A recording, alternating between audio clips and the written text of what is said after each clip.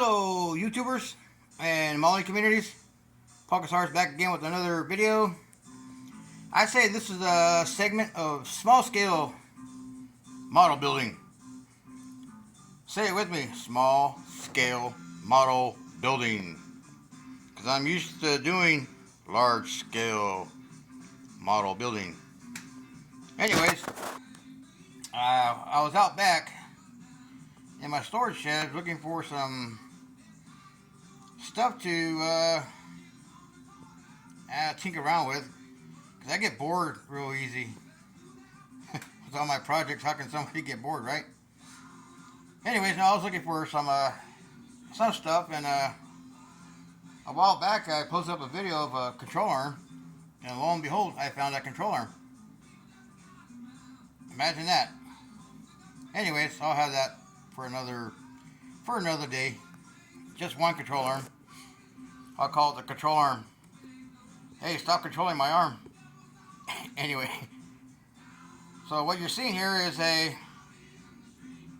build that goes back to, or a start of a build that goes back to 2003, somewhere around here, before I started working with the toy company, or when I started working for the toy company. 21st Century Toys, through Malibu International, through West Coast Choppers at Jesse James. A lot of people didn't believe me that I got hooked up with this toy company from an IPMS show out here in Phoenix. This guy named, I believe his name was Rick. He approached me and he goes, "Hey, are these your models?" And I'm like, "Yeah." He goes, "Hey, I like your style of build. You're all over the place. You got off-road, you got mini trucks, you got a lowrider, you got a Honda Civics, you got everything." And he goes, "I'm looking at the other builders and they're kind of stuck on one era, one particular style build, muscle cars." He goes, "You're everywhere. You can do just about whatever." I'm like, "Yeah, I build everything." And he goes, "Hey, how would you like a job working for 21st Century Toys?" I'm like, "Alright, let's go talk." So I left my models on the table, and my brother Richard threw his models on the table and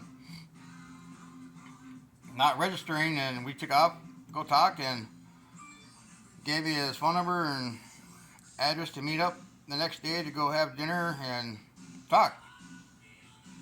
So anyways, after doing that, and getting my stuff out there in Scale Auto magazine when I was doing my import stuff, and at the time nobody was into imports and really didn't get no feedback from the guys out here in the clubs, and I was putting rubber band style tires on model cars back then, and everybody didn't like it until years later.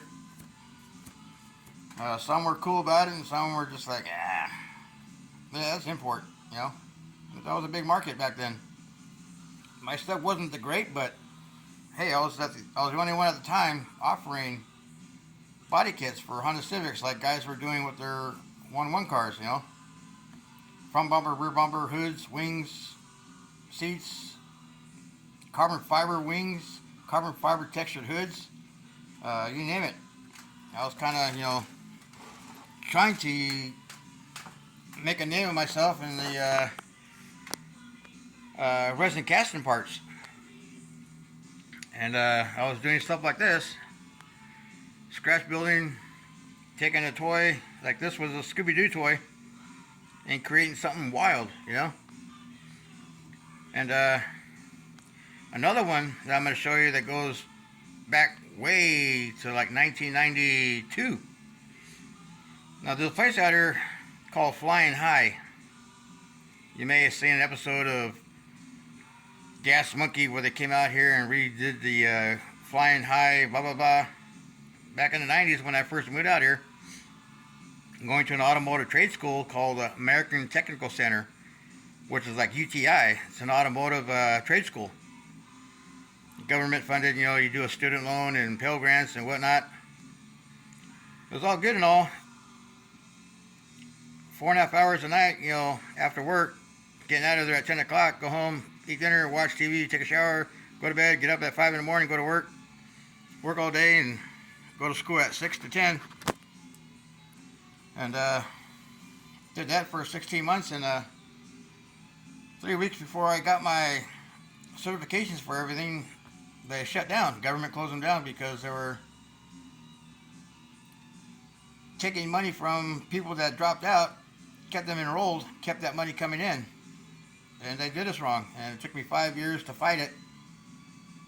And 5 years of how to be cleared of no wrongdoing. So anyways, this next build goes back to 1992, I would say. Because at this flying high, there was a vehicle, an S10, that had a weird, crazy body kit to it, you know. So this was my rendition of that vehicle, and I had taken a Polaroid picture of it one time, and I started building off that Polaroid picture, and this goes back to 1992, 93, somewhere around there. It's an extended S10 with some 70s flare, fender flares on it, fender wells.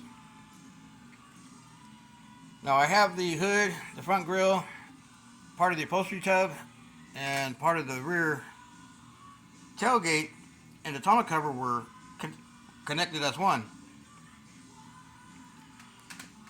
And I started building up that Polaroid picture. My brother-in-law, his name is Robert Larson. At the time, he was a classmate of mine, who he started dating my wife's sister, and they became soulmates, and they're together to this day. He remembers this flying high custom S10 that was driving around and always in their parking lot. And so I took a snapshot of a Polaroid camera, and I'm like, man, that'd be a cool model to build. So I started building it. Never finished it. That's one of my oldest projects that I never finished. It was a Pro Street S10. It had some 70s rear fenders on it. A custom skirt that was huge. And the cab was cut and extended, you know, but the rear doors didn't open. I think the whole back end was just nothing but speakers or something like that. I've been trying to look for old pictures of it, but I can't find anything anywhere, so I just kind of, it was yellow, kind of a bamboo yellow, you know. So with that, you know, two projects. This one here, I just did the rear tires a couple hours ago.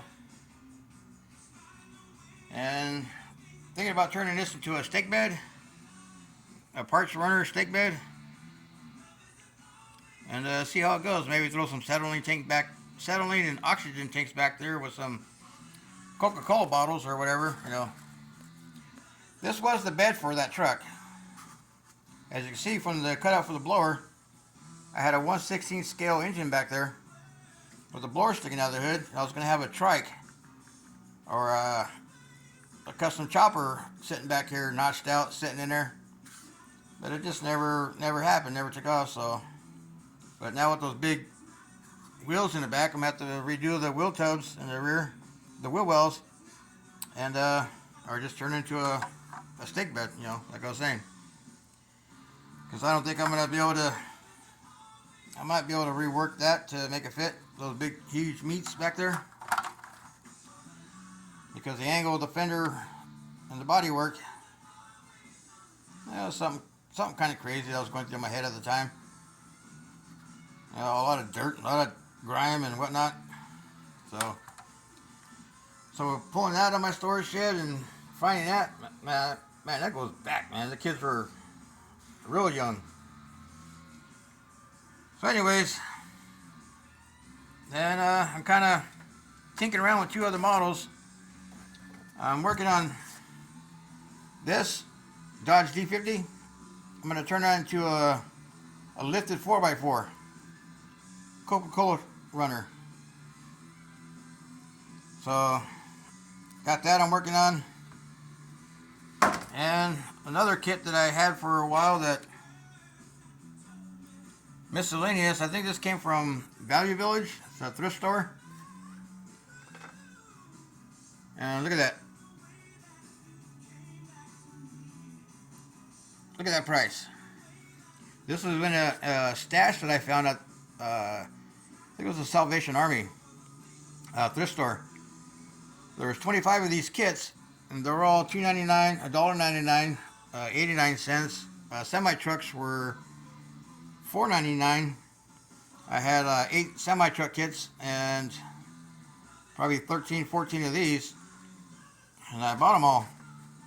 And I think I posted on my Facebook. I hit the mother load, and yeah, so I made out like a bandit. And I was going through my storage shed. Lo and behold, I found the very first funny car chassis I ever built. This goes way back to 97, 98, somewhere around there. And yep, a while back I said, Traxxas took my design. And that's it right there. I got old cassette tapes of this funny car chassis at a show way back in 1998, 97, 99, somewhere around there. The Copper State Classic, when it was on Van Buren and First Street. I think it was at the Royal Inn or something like that. But yep, that was the very first funny car chassis I ever built. The very first one.